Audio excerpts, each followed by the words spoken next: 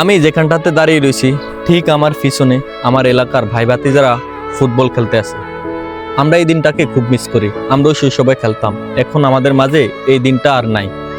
ঠিক ওরও এক সময় বড় হবে, ওদের মাঝে আর শৈশবটা ফিরে আসবে না, ওরও শৈশবটাকে মিস করবে।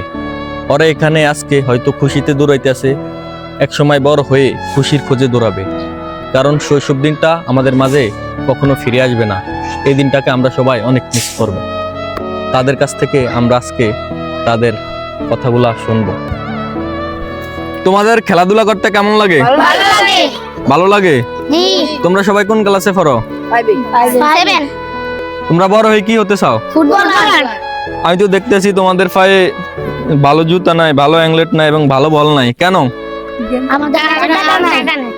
তাহলে ঠিক আছে, তোমাদের ভিডিওটা আজকে আমি ছাড়ব। এই ভিডিওতে যদি 1000 শেয়ার হয়, তোমাদেরকে আমি অ্যাংলেট, ফুটবলার, ভালো ভালো বল এবং জার্সি কিনে দিব।